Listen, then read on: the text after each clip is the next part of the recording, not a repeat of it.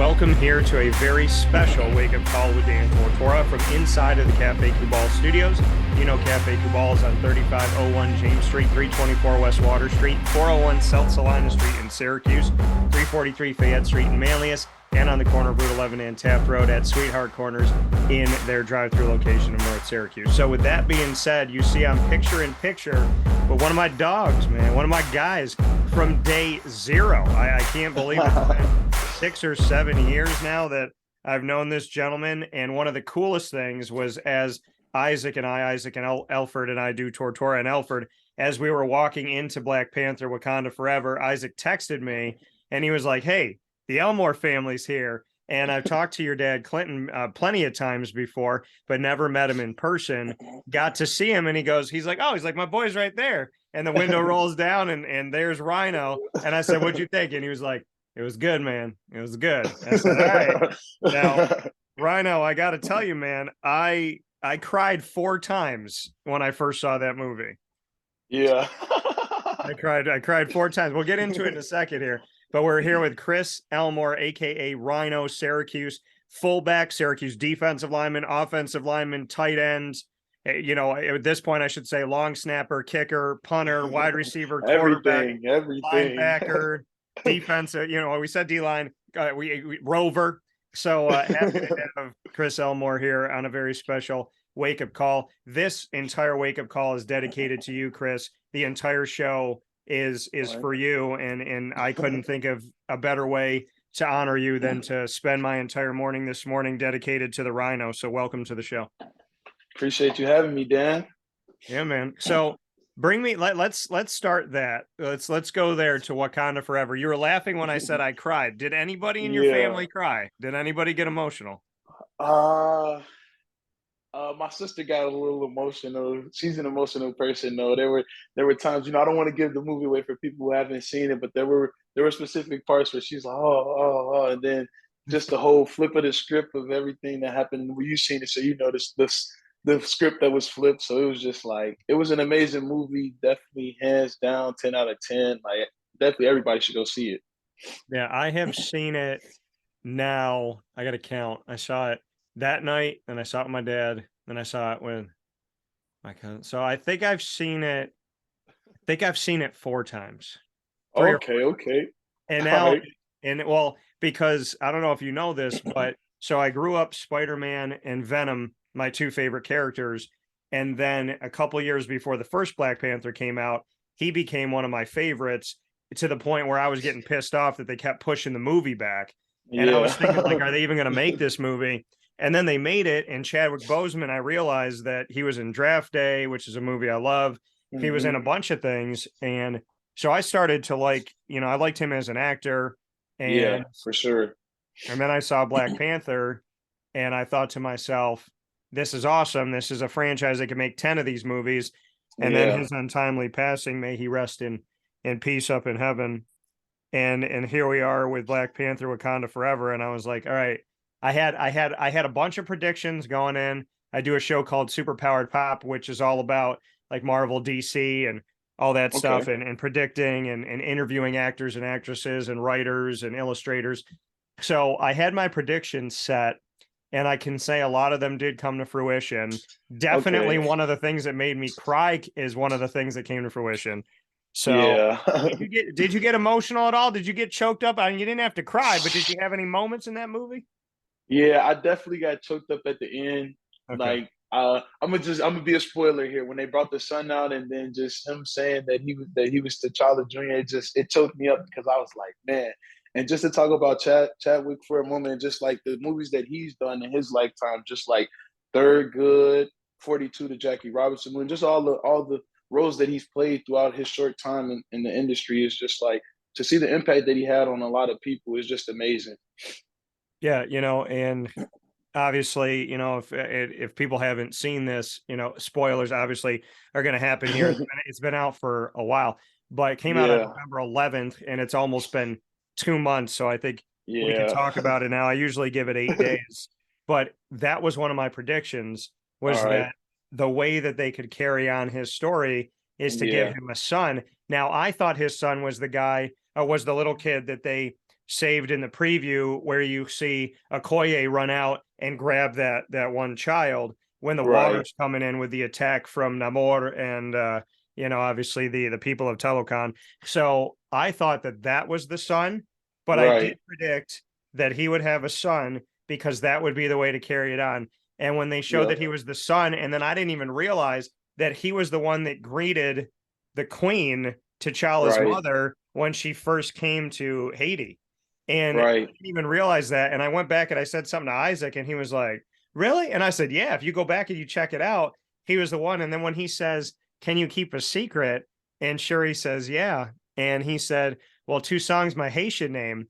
And then she asks him in Wakandan, what is your name? And he says, I am T'Challa. I am Prince T'Challa, son of Yep. King T'Challa.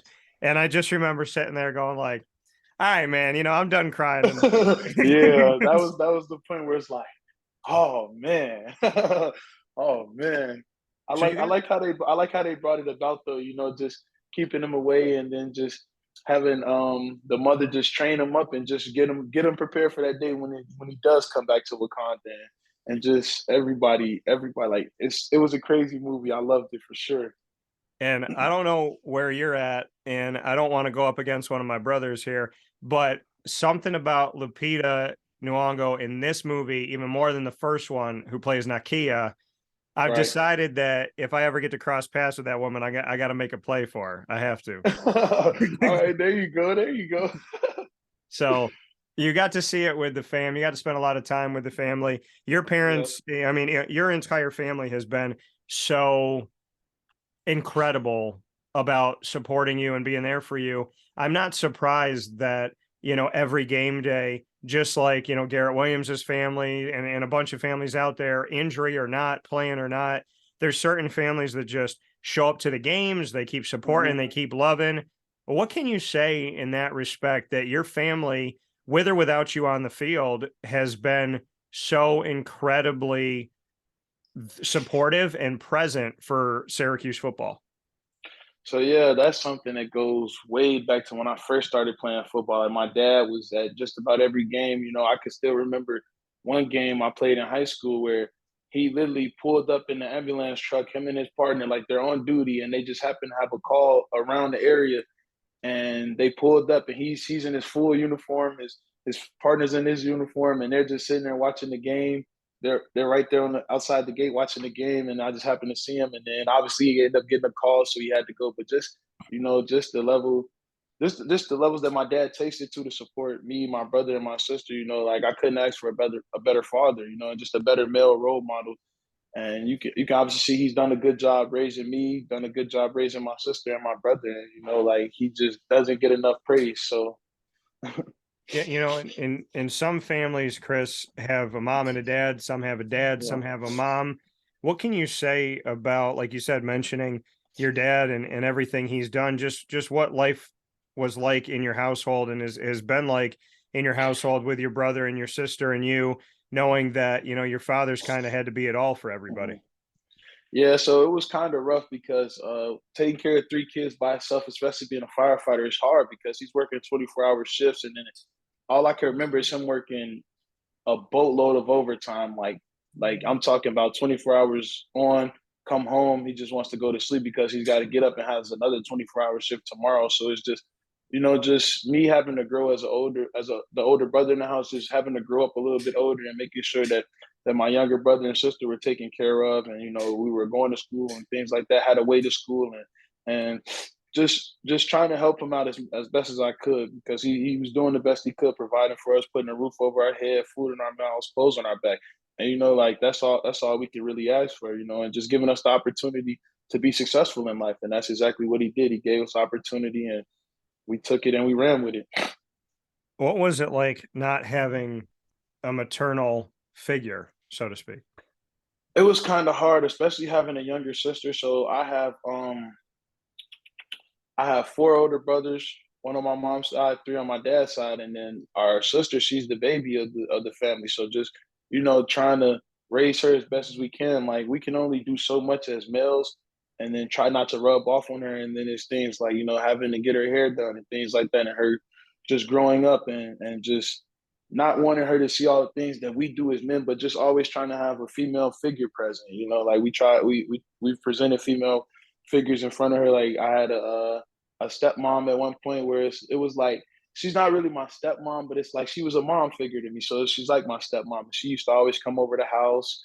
And I had a best friend who lived down the street. His mother would come over the house all the time and just, you know, hang out, take my sister places, go get her nails done, and just do girl things, you know, just because she's in the house surrounded by football all the time. And it's just like she has to be her own person too at the same time. Like football was obviously me and my brother's thing. So now it's like trying to find out what she likes to do. For those who don't know your story, how did everything come to be that here you are, this family, and your father is riding this ride on his own? Yeah, so for those who don't know, I did a story like probably 4 years ago about it. So my mother was on drugs. She's off now. She's way better than what she was. And just for a long time in my life, we just didn't have a mom, and just I didn't have a relationship with my mother. It'll be times where she'll try to fix it, and then like I remember one time she tried to fix it with me, and I was willing to fix it because I'm a guy who likes to give chances. You know, I'm a nice guy. I want to give chances. And then something happened. She ended up going to jail, and it's just like after that, it's just been hard for her to rebuild that trust with me because it's like you broke it. So yeah, so that's the story basically.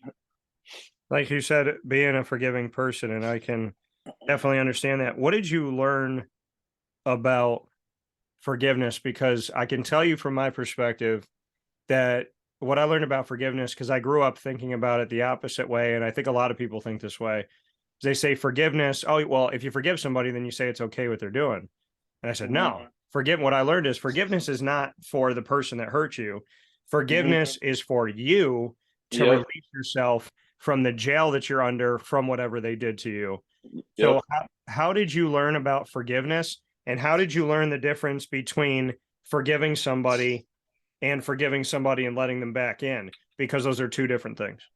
So yeah, at a young age, I just, you know, like you said, like trying to forgive for yourself. I didn't really learn that until I was older, but at a young age, it was just like at that point it was my mom. So it's like it's my mom, and I needed my mom, and it's just like I wanted my mom. So like I forced myself to forgive her, and then after she broke my heart again, it was just like, all right, I can't keep holding the burden of what she's doing over myself.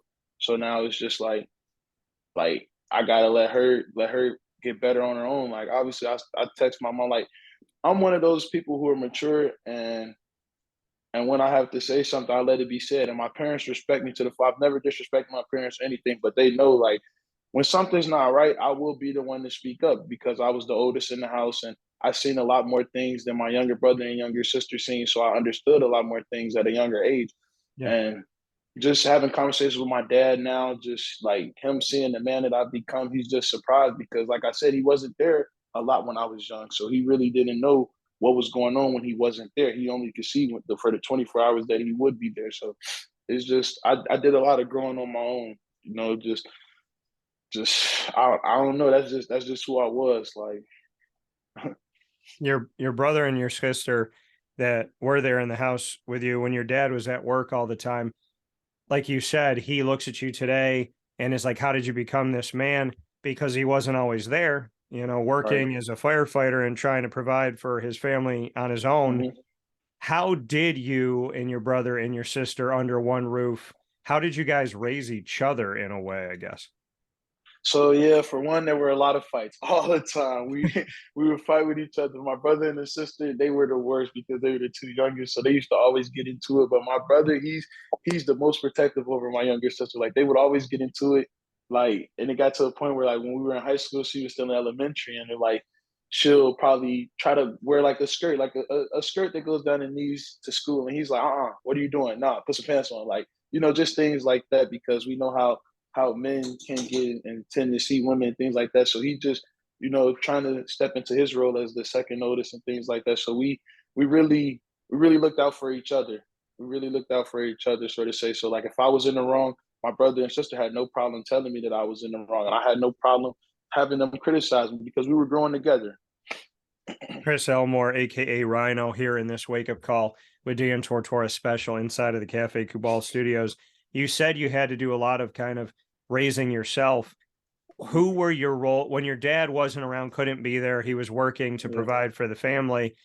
Who were your role models? What did you expose yourself to? Was it radio? Was it TV? Well, I know you mentioned Uh, your family. yeah, It's like yeah. basically who helped to raise you to the person that you are today, that when your dad couldn't be there, what things were kind of affecting how you became the person that you became? So it obviously takes a village to raise a child, and that's exactly what it was. I can't pinpoint no one specifically. It was the village, you know. Like I said, my homie who lived down the street, his mom would come check up on us, make sure we're good. My stepmom, her niece had came in and would watch us for periods of times. I had uncles, cousins, everybody. Like I even had a neighbor who when he got to high school, come over, make sure we're good, check on us and stuff like that. So it was just getting a piece of everybody, you know, just getting information from everybody and just absorbing it, taking it and molding myself. Coming here from Rhino. Chris, a couple seasons ago, at the beginning of the season, I got to speak with you. You were one of the few student athletes that was involved in the preseason press conference with head coach Dino Babers to preview the season. And then you mysteriously disappeared, right, for a few weeks. Going back to that time, what can you tell us of your adversity and your journey now that you finished up your time at Syracuse? What can you say about what exactly happened, as we were so excited to see you and you were so excited to play, and then there was this period where we didn't get to see you for a little while? It was just trouble with the NCAA. Was going to potentially get my whole season taken away, and obviously after the COVID year, that was my last year, and we were fighting. So they just ended up taking 4 games away from me, and we actually got the call the day we were supposed to leave to Ohio. So we're getting ready for Ohio. We're about an hour. We have an hour until we leave to go to the plane, and he pulls me to his office and tells me that I was ineligible. So so right then and there, I broke down crying. I didn't know what to do next. So he told me, go home. I'll give you a call and we'll let you know what's up. I go home, probably about 15 minutes later, calls me. Yep, John Wildhack was able to be able to get you down to 4 games, so you'll just miss the first 4 games and be able to play the rest of the season. Cool. I was cool with that.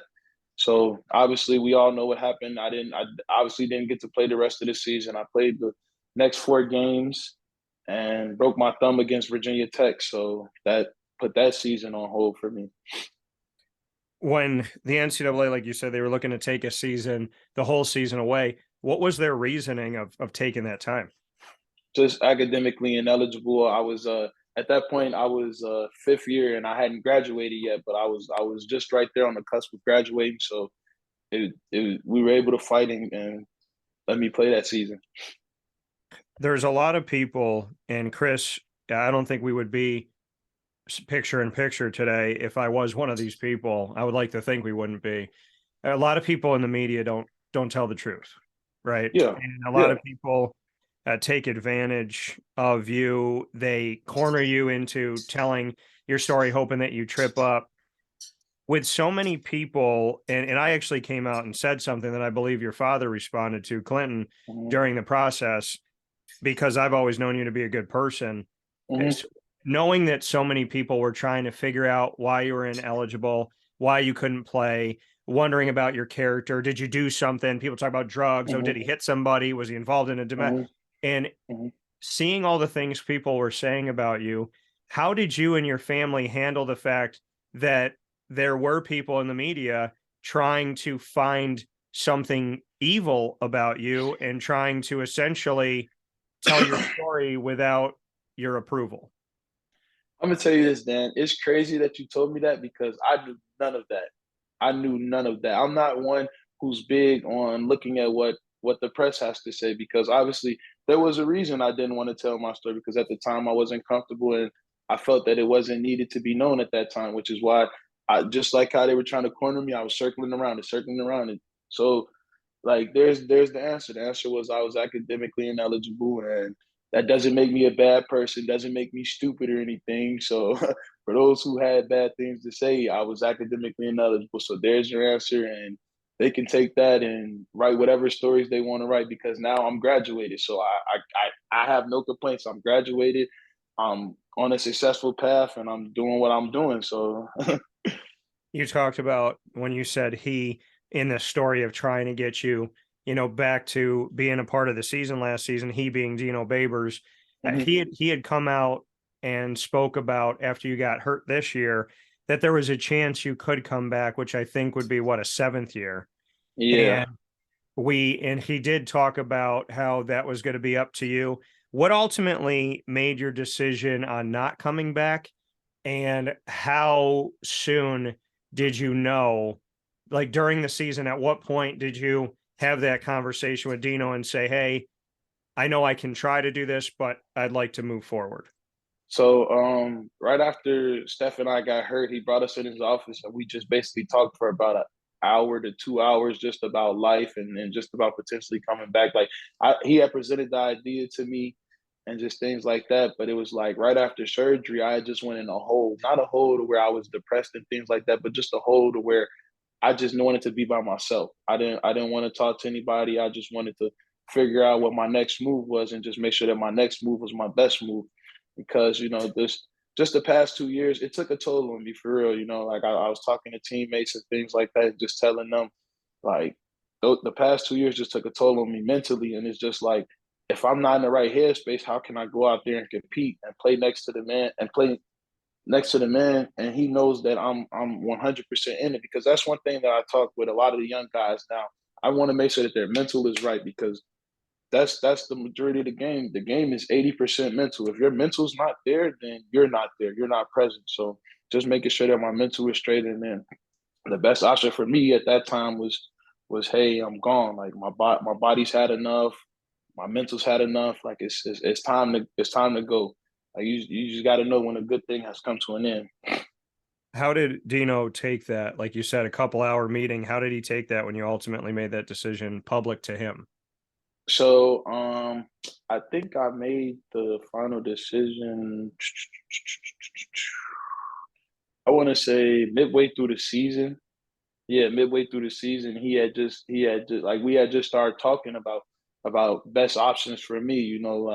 Like getting in contact with agents and things like that. Like just making sure that I'm at the best spot possible for training and things like that. So and just I keep in contact with him because he's known since I've been there that I wanted to coach. Like if the league doesn't work out, I just want to go back to coaching. And Yeah. he told me like whenever he's ready, just hit him up. And obviously it might not be a job at Syracuse or just a job anywhere. Just if he can make a couple calls and say, hey, I got a guy who wants to do this, wants to be analysis, this, that, whatever. Like I'm all for it. So you feel like you and Dino, when you came to this conclusion that that bridge is strong, and you believe that, he'll be there to help you Oh yeah, your for next chapter. sure, Okay. for sure. Because it's conversations that you have with a coach, and you know that it's not a player coach relationship at that point. At that point, it's a man to man relationship, and that conversation is just carried on to where it's like, all right, so this is me no longer talking to you as a player. This is me talking to you as a man, and making sure that you're set up for success in the future. And that's why I made sure to never rub them the wrong way, anything, and just be me. Just show them like, hey, this is me. So this is what you're going to get from Rhino. I'm goofy, I'm silly. I can have an attitude at sometimes when I get there, but for the most part, I'm smiling, I'm laughing, I'm happy, and I'm always bring that. How did your relationship with Dino evolve over time? What was it like when you came in to where it is right now? I still remember the first day we came, and this was before fall camp. It was right after summer runs where we were in our indoor in Inslee, and he called first offense. So obviously the first offense ran out there, and he pointed me out. He was like, "You come here and line up right here." Put me in the fullback position, and just from there, just started learning the playbook, like just on the fly. I was like, oh, like what do I do? What do I do? And it's just like, and from that point on, he gave me his own nickname at that point before I became the Rhino. He called me Saint Elmo because of the movie Saint Elmo's Fire. I haven't seen it. He told me to watch it. I looked at the trailer. I'm like, I might not enjoy it as much, but yeah, that day he's like St. Elmo, and then we went into fall camp, and the everybody knows the story between me and Zaire. After that transpired, I became Baby Rhino. So did he tell you why he called you St. Elmo? Yeah, it was because of the movie. He was like St. Elmo. He's like, have you ever seen the movie St. Elmo's Fire? I was like, no. He's like, well, you should go watch it. And then that was why he called me that.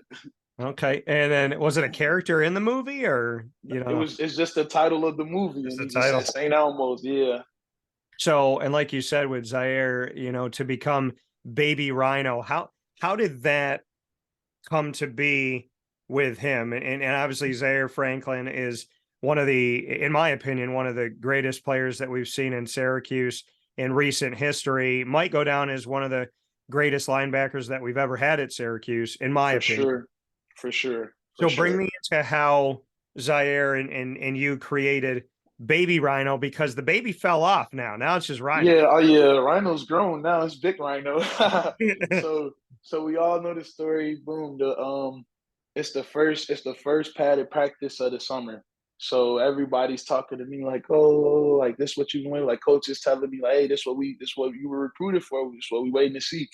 Players, oh, Zaire gonna get you. Zaire gonna get you. I'm like, man, I'm not worried about Zaire.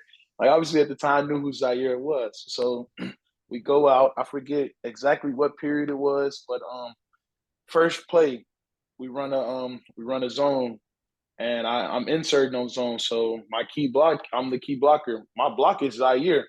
So I hit him, I get him out the way. Dante Strickland goes for a 94-yard run all the way to the house. So everybody on offense is hyped. Everybody's coming up to Zaire. Oh, you let the freshman block. You let the freshman block. All I hear is Zaire say, "Nah, run it back," just like that. We run it back. We call the same play. I still have it on film to this day. My man Zaire said, forget all my cues. I want him. He comes through the hole, hits me, gives me my welcome to college hit. I roll over. I get up, and I'm started clapping. I was like, all right. Now run it again. At that point, coach blew the whistle, called it. So we on to the next period. And just throughout the whole practice, I was blocking my ass off. My bad for saying I don't know if you feel. All right, so yeah, so I was blocking, and we went in the film that day. We went in film later that day, and it was actually Coach Sean Lewis who came to me because he was showing the quarterbacks the film of me blocking. So Tommy and Coach Luke came up to me and was like, man, you just be blocking. And Coach Luke called me in his office. He's like, man, you just love running in this shit. You just like a rhino, like a baby rhino. And then he's like, you know what? That's what I'm gonna call you. And from there on, Baby Rhino stuck. So when did when did the baby drop off officially in your world from I Baby Rhino to Rhino? think Baby Rhino in my world dropped off freshman year. I mean, obviously, couple coaches carried it on through sophomore year until I was finally a junior and upperclassman, sort of say. So then it was just Rhino, Rhino, Rhino. And so in last year in 2021, you became an offensive team captain. So Mm-hmm. despite being out for the first few games due to being academically ineligible, which thank you for sharing that and clearing that up for all Mm-hmm. the people that wanted to speak on your name, which I never appreciated. So Mm-hmm. offensive team captain, bring me into that because that's decided by your teammates. So Mm-hmm. just what that meant to you to rise to be a team captain. I mean, it meant a lot to me just because it just shows the hard work that I put in and just the love that I have for the team. And it just shows that the love that the team has for me to name me the captain to represent them. So I just take my hats off to everybody on the team who voted for me and just appreciate them for making my dream come true because that's what I aspire to be. I always aspire to be the best I can be, and captain is the best that it gets. Chris Elmore here, Wake Up Call with Dan Tortora inside of the Cafe Cubal studios. In this special, I want to read your words in your decision to move forward. It says, quote, "It's only right I bring in the new year with a new start. Through all my ups and downs, I managed to stay afloat when most would have been crashed out. First, I would like to thank everybody from Syracuse to my hometown of Chicago. All a kid could ever ask for was a chance, and that was what I was given, a chance to elevate myself, not only as a player, but also a man. Obviously, my last year did not go as planned, but it's not my plan. It's in caps, God's plan. Mm-hmm. So, with that being said, I will continue to chase my goal and declare for the 2023 NFL draft. 5 out. You talk about God in this, you know that I have a Mm-hmm. strong faith, and this is something I don't hide. Bring me into your relationship with God and why you're unafraid to talk about it. I'm very in touch with God. I'm very in touch with God. Just like even like a lot of people want to pray when things are going bad. I pray when things are going good because just as quick as things went good, things can go bad. And I've been in touch with God for a long time. I got baptized when I was 13. You know, like praying. I got the praying hands on my chest, and just like my family is big on God, and it's just like we pay homage to the higher power, and that's like none of it would have been possible without him.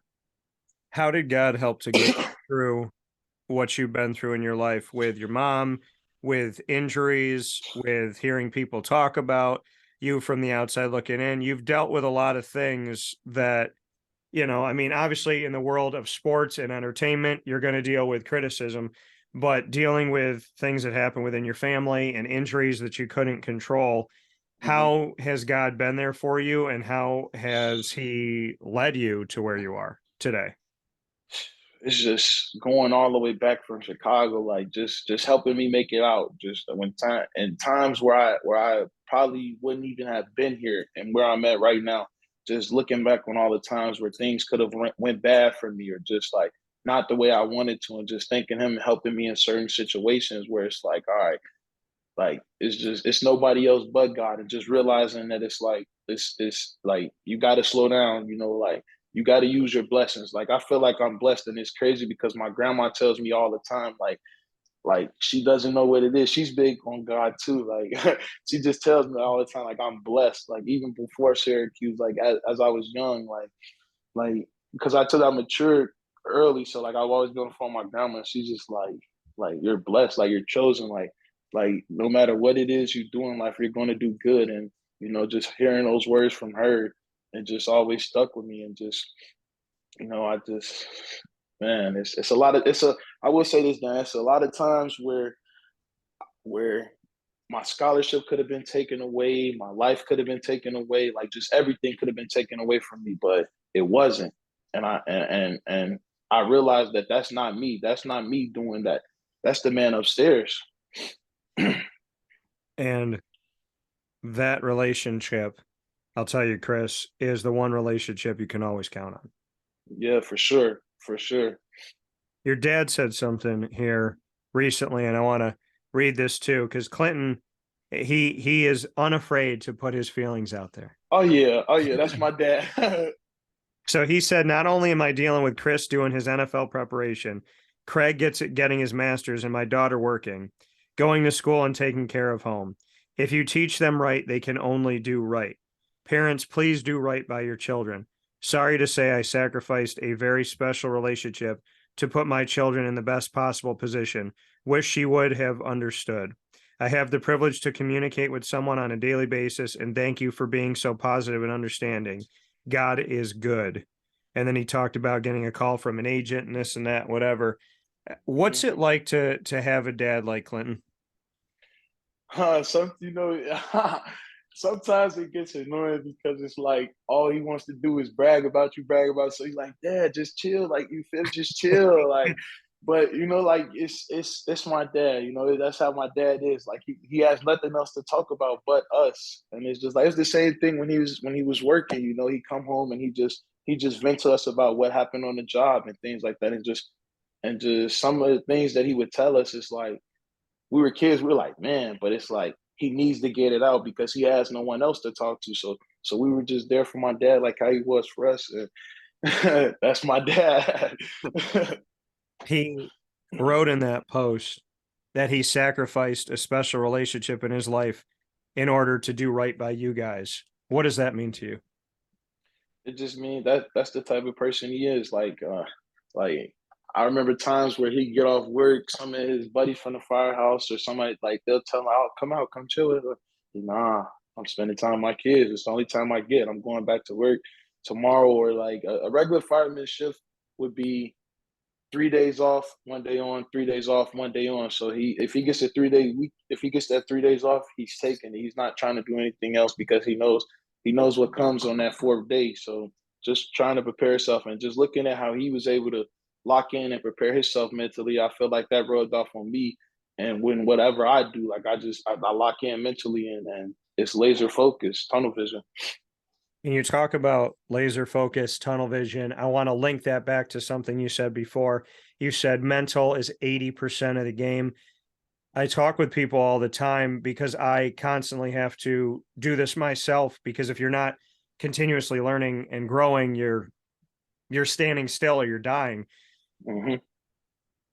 Mental toughness is not just in the game football or the game of any sport, it's in the game of life.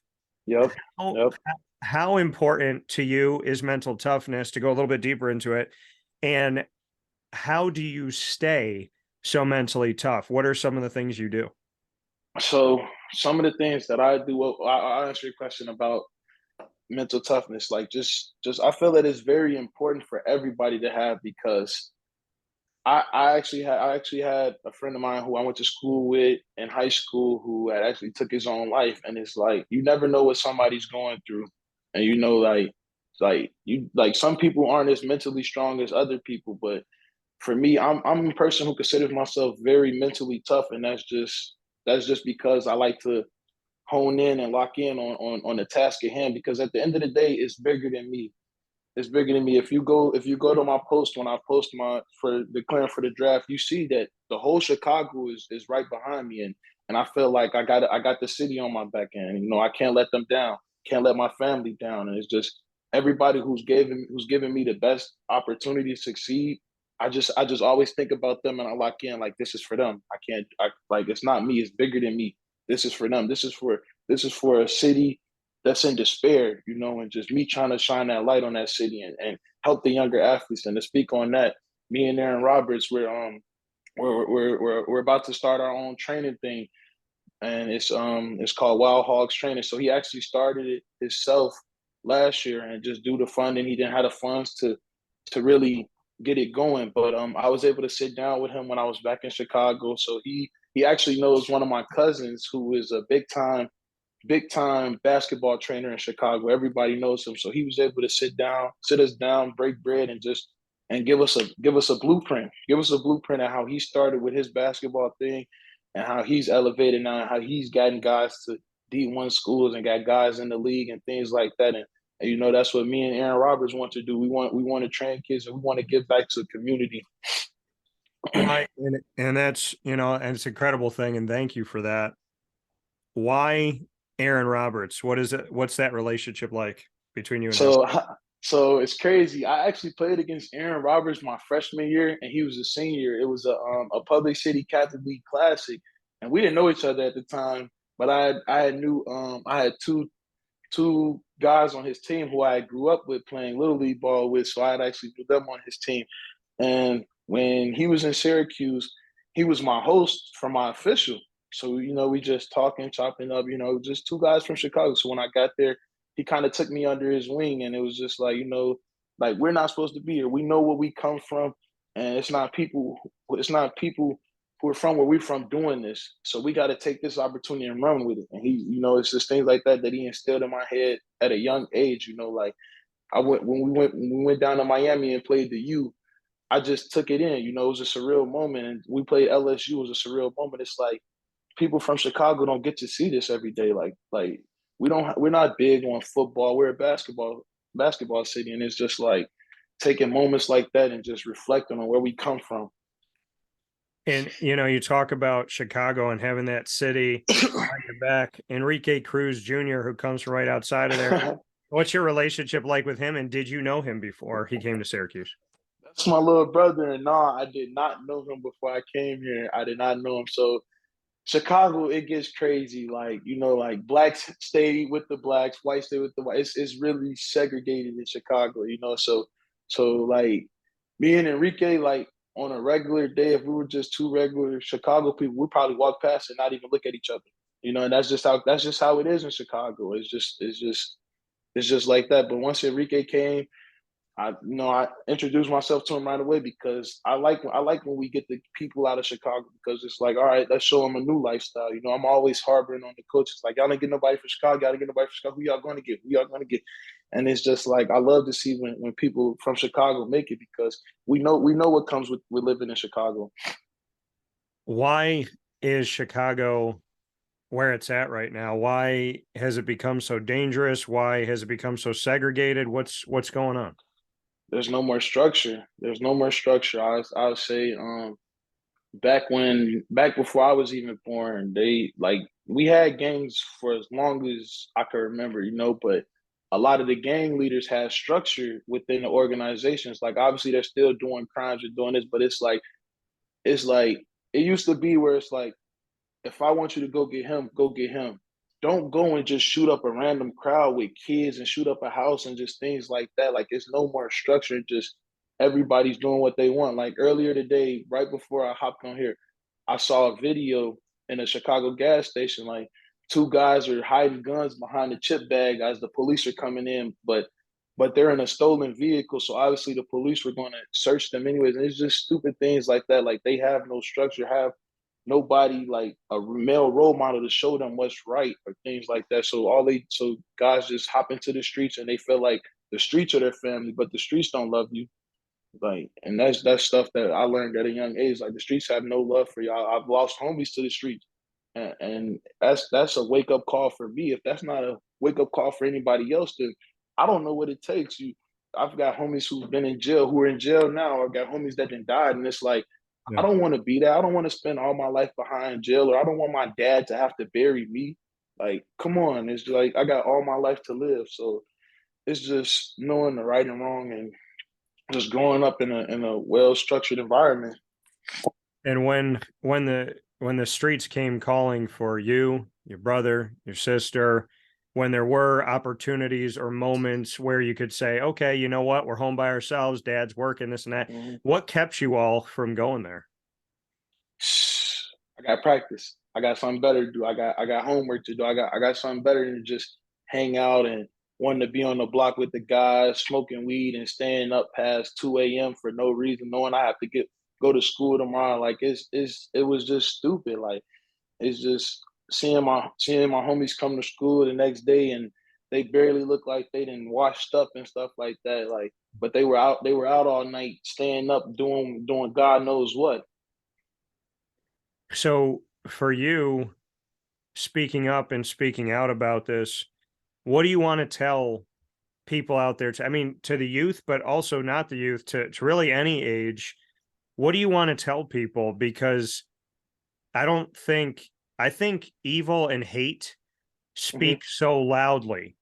And mm-hmm, I think that sometimes peace and people that believe in God and doing good things, we're quiet. mm-hmm. So I don't think we can be quiet anymore. Right. So what is your advice to people out there who maybe are making some bad decisions right now? If you could reach them right now, what would you say? I'll say it's so much it's so much more to life than what you're doing right now. One of the things that I did as soon as I was able to go home as a freshman, this was right before winter workout started. I went back to my high school and I legit talked to everybody. I legit because I was known in my high school like I get along with everybody. You know, I'm just a people person. So everybody I talk to, like I don't care if you play sports, I don't care if you do this, do that. Get out of Chicago, go to college, go experience something different. Because if you're just experiencing what's in your neighborhood, that's all you're gonna get is what's in your neighborhood. Until you get outside of your neighborhood, outside of your comfort zone, and try to really do something else, you won't elevate. And that was just something that I've always reiterated. Like just every time I go back to my school, whether there's a new group of freshmen who don't know me now or whatever, you know, transfers like, hey, if you don't play sports, whatever, that's cool. Just get out of Chicago, you know, do something different. Get out of your neighborhood. Get out of your comfort zone. Is that something that you plan on continuing to do? Is Oh going back to yeah. Chicago and talking once a year Oh or yeah. whatever it may be? Oh yeah, for sure. Just especially with what me and Aaron got going on, just having kids. Like we're still young, so a lot of the kids still kind of stay in touch with us through Instagram and stuff. Like I still follow everybody who plays football at my high school. like whether they're a freshman coming in or whatever, I told them, as long as you go to Phillips, follow me.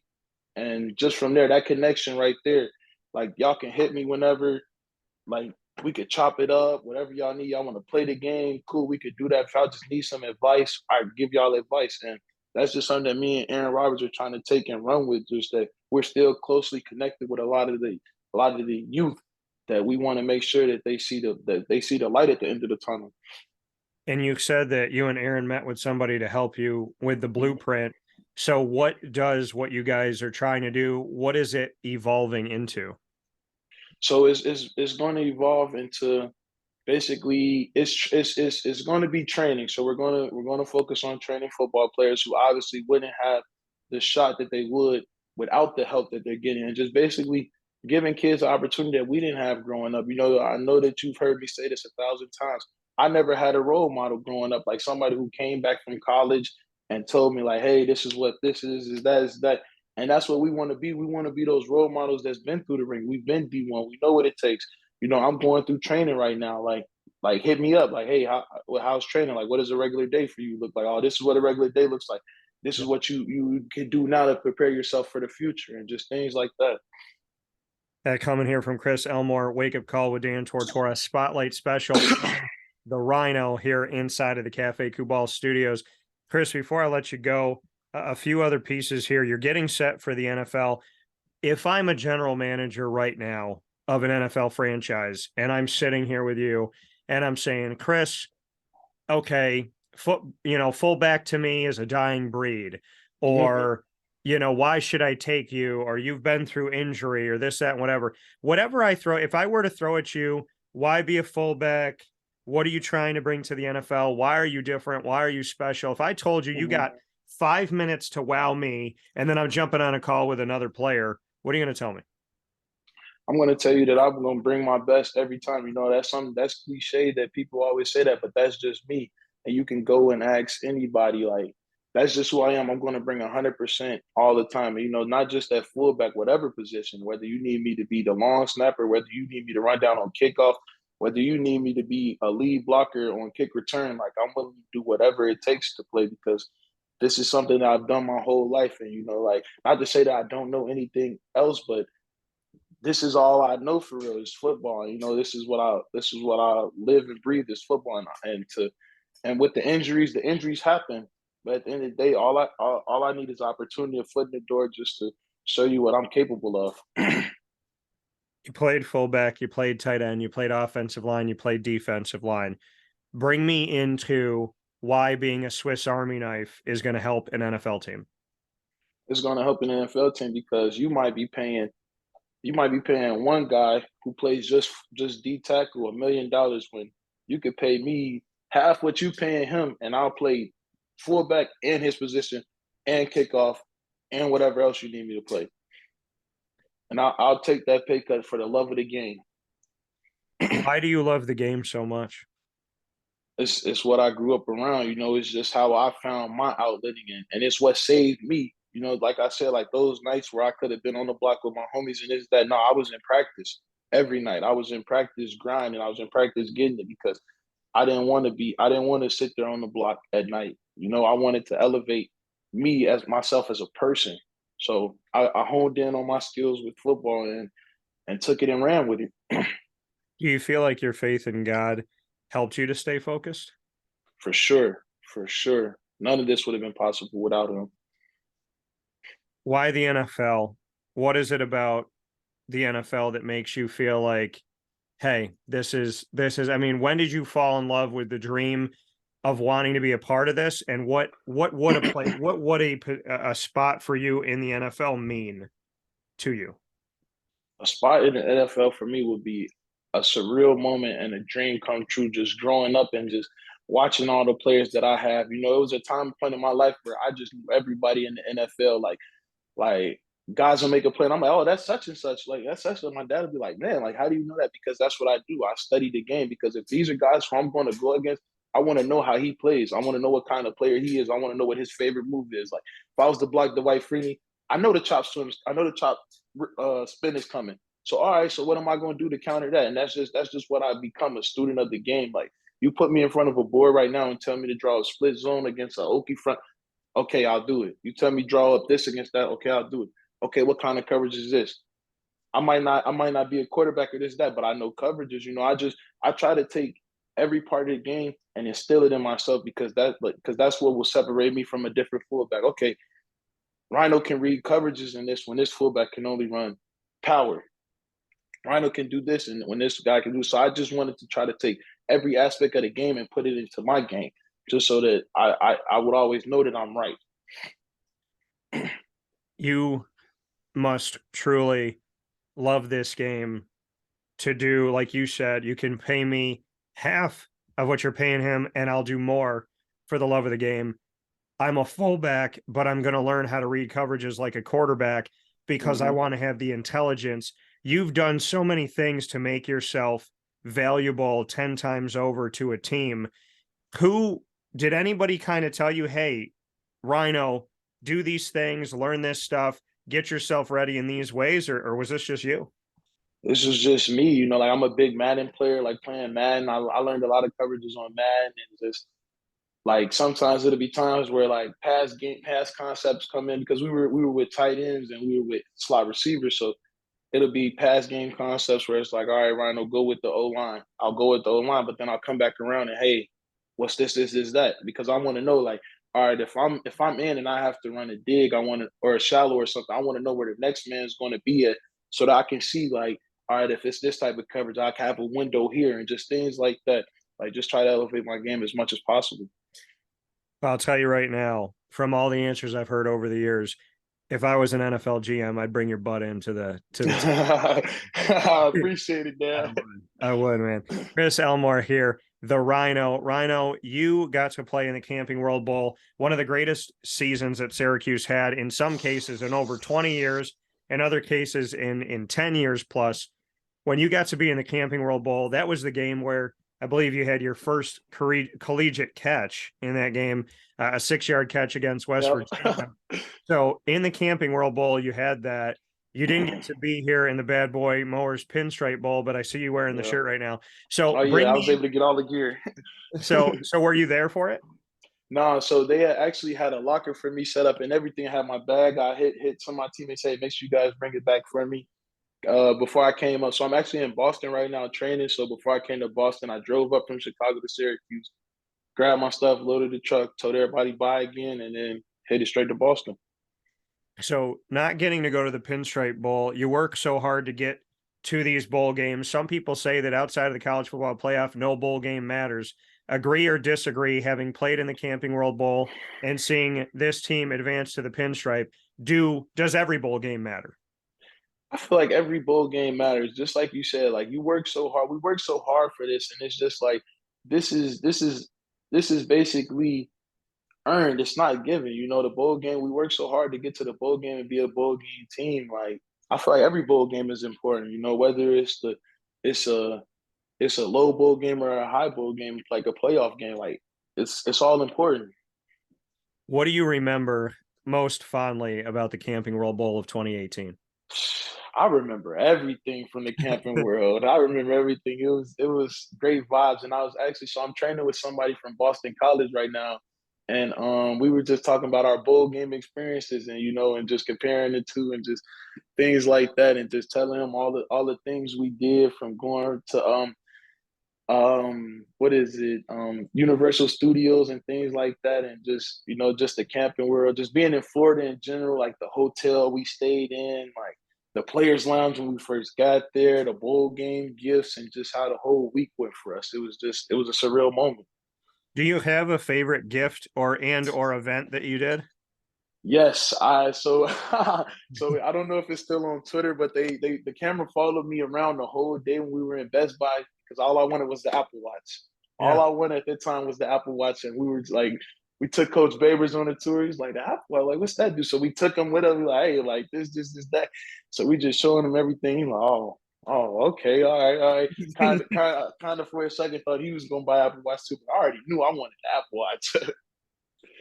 Tell me something about Dino Babers that the world doesn't know that you know. That the world doesn't know that I know.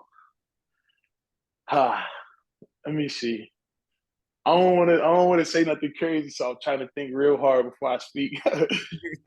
uh, oh, okay. I got one. Okay. So after I tore my ACL, when he brought me and Steph in, he basically told us how he had played his last year at Hawaii with a torn ACL. And he said that, like, his muscles were just so strong to where, like, he was able to play. And obviously some people are able to play like that. And later down the line, he told us how it hurt his chances of going to the league and just going to the CFL, because when they did their observations, he didn't have the ACL. So they were like, ah. So yeah, he played his senior year with no ACL. I can't even fathom how he could do that. However, I've Yeah. seen him stare at some people in the media, and I feel that power coming from him. I mean, the thing about Dino is, and him and I would like to think over the last 7 going into 8 years have built a really good relationship. Him and I have talked, like you said, not like media, coach, player. We've talked as like man to man, and just had conversations about like literally all different types of stuff. So I feel like there is that, very caring, supportive side to Dino that I mean, I remember last year he walked up to me after a press conference. All the media people are there, and he looks at me and he had all this stuff, all these folders in his arm, came over and he put his hand out and he said, "Merry Christmas, Dan." And I said, "Merry Christmas, coach." He goes, "Did you get a fresh cut?" And I said, "Yeah." And I shaved my own hair. I cut my own hair.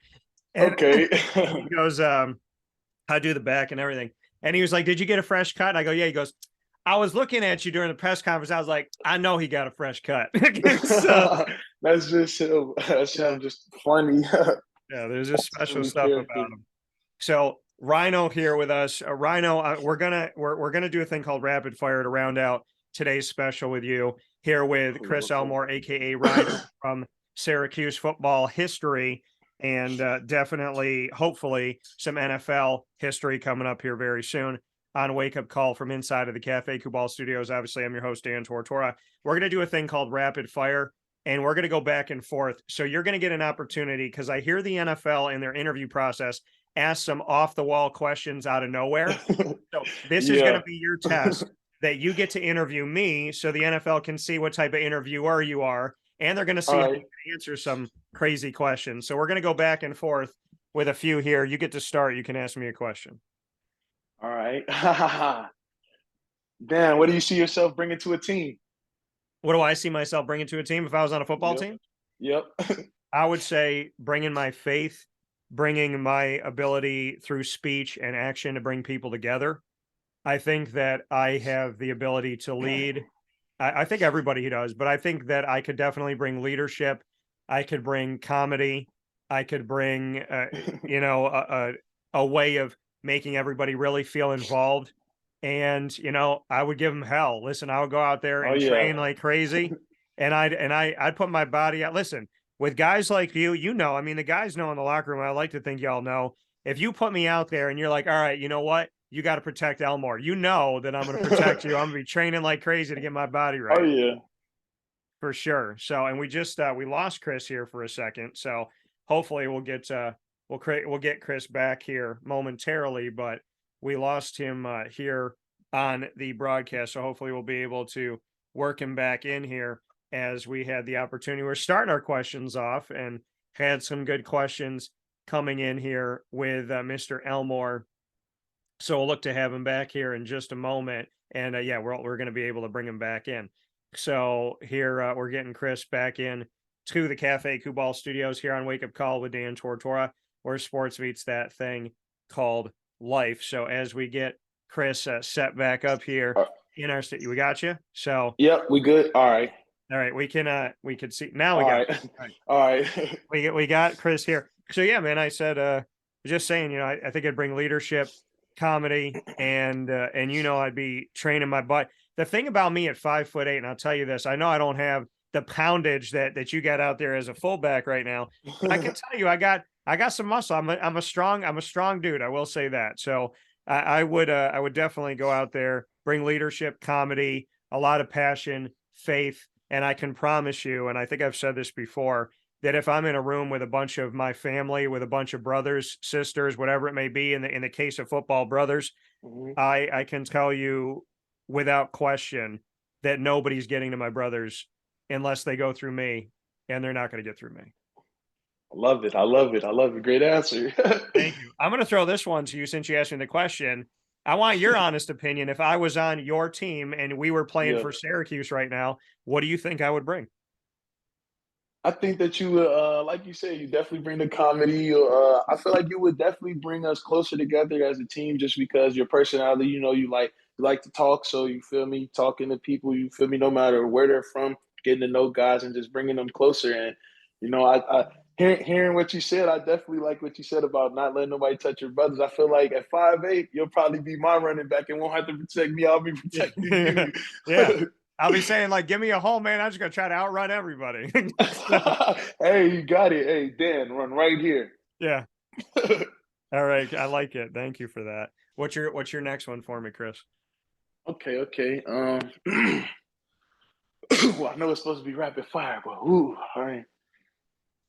All right. Say you're doing pro day training, combine training. All right. Now, how does that look for you on a day to day? What are some workouts? What is your food intake? How many calories you trying to get in? How much water are you getting in? Okay. So I would tell you this.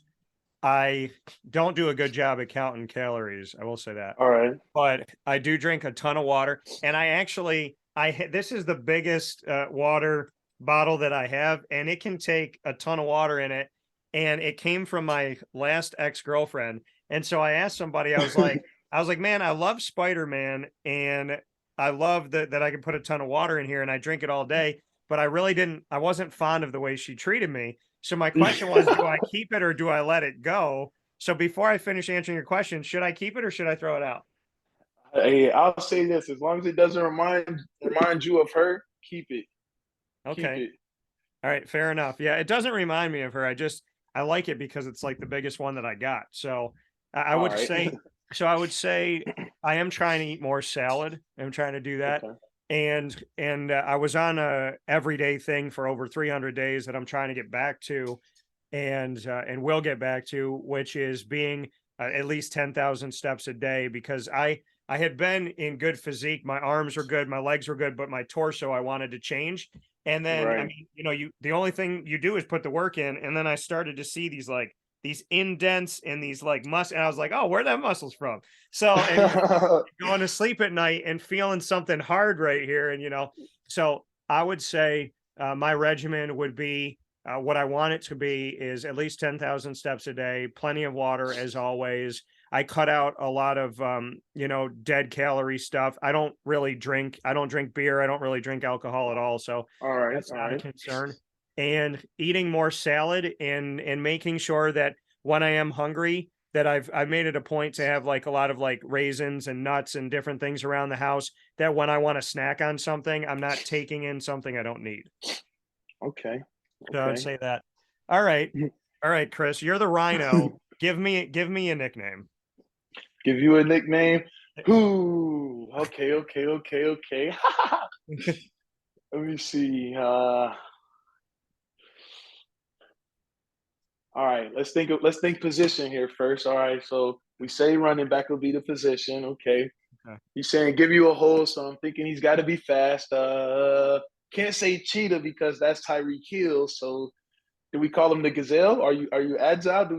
Or is that not a good animal? No, I think you know what? I think you could, because they're my team. I think you could call me a Jaguar. We could say that. Jaguar? Yeah. Okay, Jaguar. I like that. And why would you like to be called a Jaguar? I would like to be called a Jaguar because I would like to be elusive. I'd like to create some speed out there. And I've been a Jacksonville fan since they became a team in 1995, and Oh my yeah, favorite I player is forgot. Taylor. So Oh got to yeah, be I that. forgot Jacksonville, man.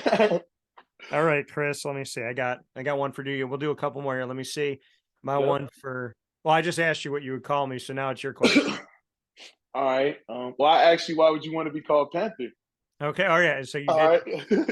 So let me go back with this. All right. So, you and I are going to be in a Marvel movie.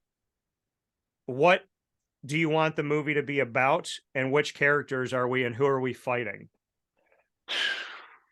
That's a great one. That's a great one. Am I making up our own characters or do I pick characters that are there now? Whatever you want. This is a All you right. totally you thing. All right. I feel like all right. I'm gonna pick characters that are Marvel characters now. I would see myself as Hulk, and I Okay. would see you as Captain America. Okay. And it's just that's not two characters that you would see. You feel me normally together, and it's just like I think that our movie would possibly be about how we met as Bruce Banner and as Captain America, how we met, and just fighting. I don't know. I don't know who our enemy would be.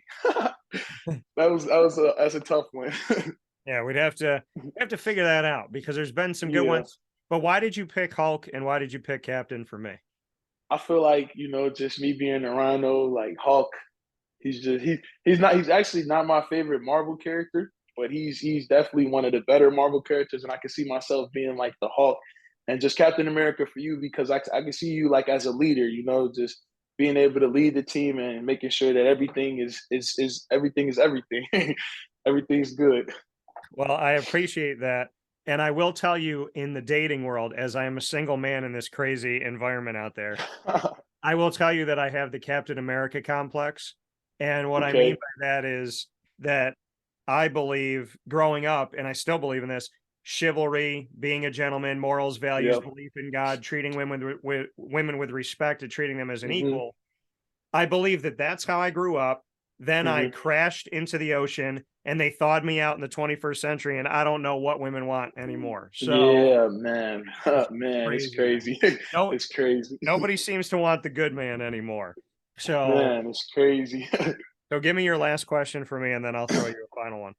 All right, anybody on the team, Syracuse team right now, who would you choose to be your three roommates? You live in a four people apartment. Who would be three of your roommates? Okay, and this is on the 2023 team or the 2022? We could do. All right, how about this? We'll do. I don't want to go all the way back to 2017. I was gonna say all the years that I've been there, but would you be fine at 2017 till now? Okay, that's really tough because now I have so many more people to pick from. So I would say I'm not saying this just because you're on the show. You and I Yeah, have built a really close relationship, and I appreciate, like, I honestly, like, I could see myself standing on a street corner with Rhino jerseys. So I'm gonna say you're gonna be one of my roommates.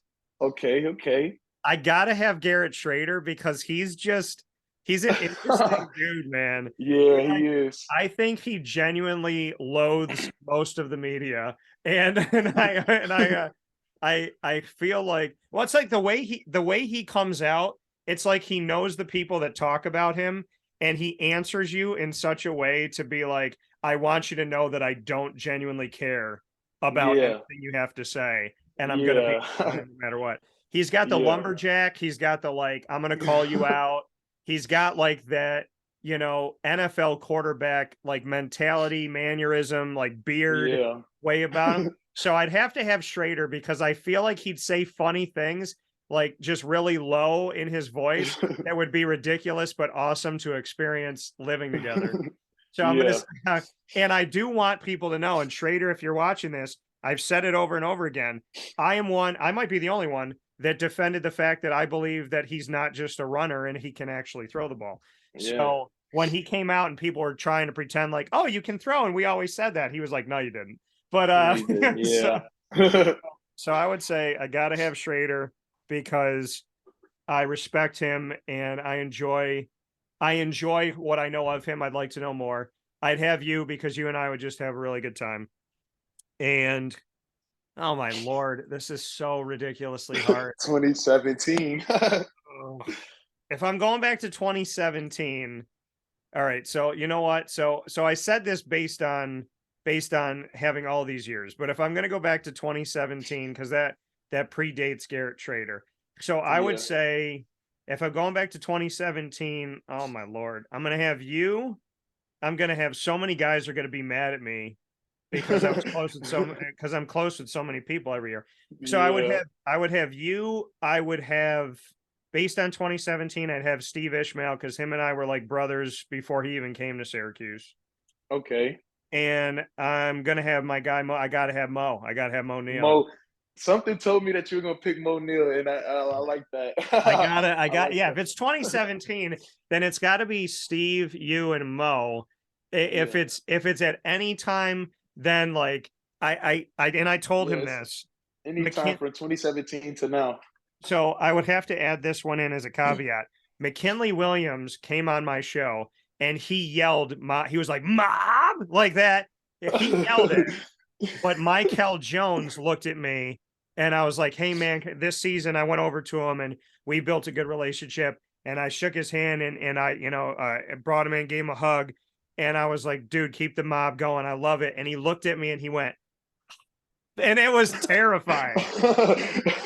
And I told him, no matter who said mob to me, however they said it, screaming, whatever, I said, you whispering the mob is the most terrifying thing that I've ever experienced in my life.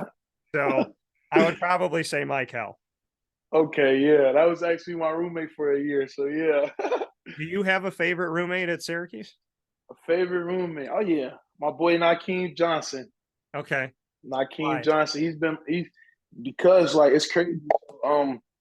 At first we weren't even cool until about week 4, week 5 in the 2017 season, and we just hit it off. Like like I think we had just came back from a loss at I think it was either the Miami or the Florida State loss, and he just like, man, like I don't know what to do. You feel me? So I came over his house, we talked, we chopped it up, and it's crazy because we actually had a similar upbringing. Just having single parent and just having brothers that we raised, and him being from a bad part of DC and me being from Chicago, like it was just similarities. And then we were both on the same mission. So we just hit it off instantly. And from 2017 until now, that's been my best friend. Like we've been locked in. Like I legit call him every day. Well, and it's cool because Nakeem, him and I built a good relationship as well. And he would send me his music. And I actually told him, and this is something that a lot of people don't know, but Mm-hmm. way before broadcast, way before anything, since I was 3 years old, I've been singing. And Okay. I've written over 40 songs, and I've actually worked on producing music. So Okay. I've worked in the singing, production, writing of music. So him and I were talking about like, hey, wouldn't it be cool to kind of work on something together? Like, and I was even thinking in his in his respect of doing his music, if I did a hook for him or something like that. Yeah. Yeah. So I Okay. was Yeah. I was like, that you know what? Because I'm Italian and Hispanic, brother. Music is in my blood. Oh Dancing. yeah. There you go. So yeah, so I listen to all types of music, and I remember that he sent me a couple tracks, and there was at least one of them that I was sitting here like, damn, like this. As soon as I heard it, I was like, this is like this could be something. Like it was something I wanted to go Yeah. back and listen to. So I hope he's still working on it. Yeah, so right now he's not too much into the music. I don't want to put all his business out there, but he ended up getting injured in the CFL. He's still in the CFL, so that's good for him, and Yep. he's staying positive, and that's another reason why I love King, because we both have anger problems, but we were always able to get each other to calm down because we knew, you feel me? Like it's just I don't know. Like I'm a guy who just I feel energy, and his energy just came off the right way to me, and that's just what it's been ever since. And it's like, man, And when you say like you have that anger, where does it come from, and where do you put it? it's just like, so for me, it takes a lot to get me angry. Like, all right, like today I was working out, I didn't hit certain numbers that I wanted. I was just angry. And then I did a knucklehead thing. I kind of like punched the wall. I shouldn't have, and it's just I try to channel my anger into reverting back into it's bigger than you. It's bigger than you. You didn't get it today, you'll get it tomorrow. Like, like I'm one who lives that failure is never an option. And like I hate failing. I hate not hitting my numbers. I hate not doing certain things. So it's just like that's life though. I just always tell myself that that's life. And that's one thing that I always preach to everybody. Like you can't get angry over the small things because that's life. Shit happens, you know. Something might have been bad today, but who knows what tomorrow will bring? You know, it's a new opportunity, and I try not to let my anger get the best of me because it's been times where my anger could get the best of me and I close doors for other opportunities just because at that point I'm just shut off from the world. So I just always want to make sure that I always revert and say, hey, don't let it get to you. Don't let it get to you. Don't let it get to you. That coming here from Chris Elmore. And now we can officially say 2023 NFL draft prospect, willing to play whatever position you need on any one of those 32 NFL franchises. A final word from you, Mr. Elmore, to the NFL, and then a final word to Syracuse fans. Final word to the NFL. I'm coming, and I promise I'll be taking it by storm. I'm coming for everything that they said I couldn't. For everybody who's ever underestimated me because of my size, position I played, anything. I'm going to prove everybody wrong. And then just to Syracuse, I just want to thank everybody from you, Dan, to the fans, to my family, my brothers. You know, everybody who's helped me out in Syracuse. You know, Mr. Haran with building men and just the relationships that I built with everybody in Syracuse. I want to thank you guys because at the end of the day, you made me a better man. And just, you know, aside from football, everybody made me see what I was good at, and that's helping the youth and helping other people. And that's something I'm gonna take and run with it. You mentioned Joe Haran from Building Men, and going off of that, how do you take a negative and turn it into a positive? Take a negative and turn it into a positive by me. All right. Be a little more specific with that one, can you? Yeah. So for you, when something like you said, when you get angry, when something doesn't go your way, when you're All right. in that adversity and you're in the Yeah. moment, NFL teams and employers in general want to make sure that people can control their emotion. So how do you, in a moment where life doesn't go your way, how do you control your emotion and take that energy and turn it into something productive? This is something that I tell everybody. Never show your hand. Never show anybody your hand. Just because you mad in the moment, don't start flaring up and doing cheeks getting red and all. Don't ever show anybody your hand because all they need is to see that one time, and now that's what they think of you. Like, oh man, this is the type of person he is. That don't ever show your hand. You know, like if you need to go sit in the car and just yell or anything like that, but never show anybody your hand and never let anybody know your next move. Chris Elmore coming from, and I've heard that many times that they talk about that you never say everything you're working on. So, and definitely can appreciate that so very much. That coming from Chris Elmore, AKA Rhino, AKA 2023 NFL draft prospect here on Wake Up Call with Dan Tortora inside of the Cafe Kubal studios. Chris, thank you for allowing me the opportunity to be around you all these years. And thank you for your friendship. Thank you for your family. And a big shout out to your dad and to the whole family for all of their support. And I definitely want you to know this from my heart. Whatever you do, whatever happens from here, my phone will always be open. And I hope that your side will too, because there's absolutely no time where you're not going to be welcome on the show. Yes, sir. Yes, sir. Appreciate it, Dan. Appreciate it.